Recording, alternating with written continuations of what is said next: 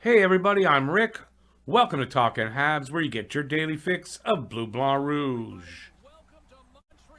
With the Montreal Canadiens expected to be announcing they'll be rebuilding the team, the 2022 trade deadline should prove to be a very interesting time for Habs fans. We can all expect some, if not most, of our personal favorite Habs will be on the move to new NHL homes, as the Habs will be big sellers at the year's deadline and in the next offseason.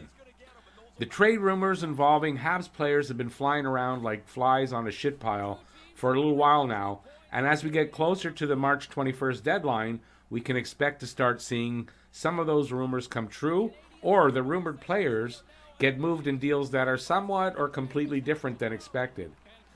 Sometime in the next 10 weeks, the shit will start hitting the proverbial fan and Habs management in the form of Jeff Gorton and his shiny new GM, as yet unknown, will start making the first of the deals that will hopefully transform the team into a future contender.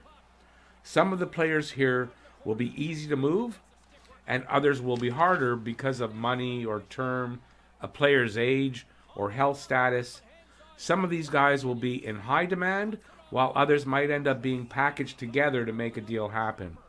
This video is about the 5 players I think will be the most tradable Habs leading up to the trade deadline. Ben Chiarot, a stay-at-home, slightly mobile defenseman. He's 6'3", 215 pounds, physical defender, can eat up big minutes in big games, makes opponents pay a physical price in front of the net, known to take questionable penalties, plays the tough minutes though against top lines. Contending teams wanting to get a little more physical at crunch time, needing a bottom 4 guy who can play big minutes. He's big, strong, and mean. To put them over the top, we'll be looking for defensemen like Chiarot. As an unrestricted free agent next season, he could be a great rental for a cup run without having any commitment going forward. He could easily be the first Hab moved in the trade deadline season for Montreal, in my opinion. A first-round pick as a minimum should get the Habs talking deal, and also Big Ben has a modified no-trade clause. I'm not sure how many teams, but he does have that. Subscribe and ring that notifications bell, and hey, give a thumbs up. Tyler Toffoli. Any contender looking to add offense and not looking to break the bank to do so should have an interest in Toffoli. Plays either wing. He's a cup winner. Can pencil him in for 25 goals, 20 assists every year. Not the fastest skater, but he is a consistent producer and should fit into most systems. Toffoli's contract will be attractive at $4.25 million AAV, and with 2 years left, the team that acquires him will have him around for a while. You get to add a Stanley Cup ring to the room if you trade for him. Valuable experience for a contending team. If the Habs are rebuilding, Toffoli will be one of the most sought after by contending teams and should be snapped up pretty quickly and bring back a good return. A first rounder or a top tier prospect. I'd be very surprised if Toffoli even makes it to the deadline day. That's March 21st. Jake Allen. If Jake Allen had been left unprotected at Seattle's expansion draft, he'd have been snapped up by the Kraken quicker than my dog grabbing a treat out of my hand. Without a doubt, Allen will be in high demand if he's put on the block by the Habs.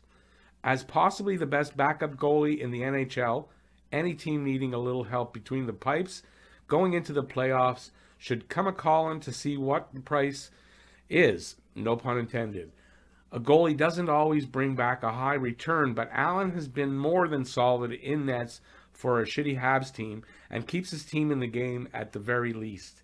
His current numbers are more a reflection on his shitty team than they are on him.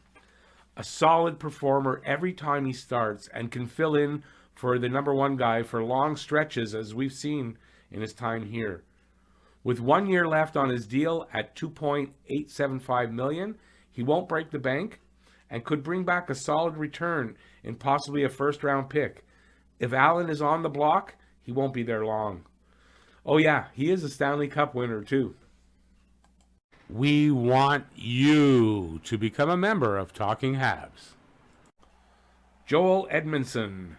If you're looking for a top 4, shutdown, stay-at-home defenseman who isn't on the ice for very many goals, is physical, and can play mean and fight if needed, and he has the size that's needed at 6 feet 5 inches tall, 225 pounds, then Joel Edmundson is the guy for you. He's a Stanley Cup winner with St. Louis Blues and teammate Jake Allen, and knows what it takes to be a winner. With 2 years left on a good contract at $3.5 million AAV, he does have a modified no-trade clause, which shouldn't be a problem, as I think most teams would love to add an Edmundson to their lineup, especially going into a playoff run. Edmundson grew up a Habs fan and may want to stay in Montreal and may even do that, but I think he'll be in demand, and if on the block, will get snapped up pretty quickly. I'm not sure what kind of return he'll get, but a second or third round pick and maybe a minor prospect sounds right to me. Last on my list, but certainly not least, is Brendan Gallagher. And man, that'll hurt if they trade him. If Gally wants to stay through a rebuild, I think Montreal will keep him. But if he wants to go, I think he'll be in high demand by every contending team. He has a no movement clause with a modified no trade clause of 6 teams that he picks to go to. Even with his $6.5 million AAV for 5 more years, yes, I think he'll be in demand. Montreal may have to retain $1 million, maybe $1.5 million, in my opinion, to sweeten the deal, though. But I still think he'll be in demand. He can bring some extra scoring to a contender and bring his drive and desire as well as leadership. Remember, he is a letterman. He wears an A here in Montreal. He plays both sides of the ice with a solid defensive game and 5-on-5 play, as well as being a pest in front of the net where he gets most of his goals. We love Gallagher here for the way he plays the game, the punishment he takes to do his job. He does his job well, and there's a team on his list that will jump at the opportunity to snap him up. Gally going into a playoff run, we'll miss him if he goes. So that's my list. What do you think? Did I leave out anyone? Let me know what you think in the comment section, and who would you add to my list? Thanks for watching, everybody. Stay safe out there, and peace out. Subscribe and ring that notifications bell, and hey, give a thumbs up. Thanks for watching, everybody. Hey, check out that video over there.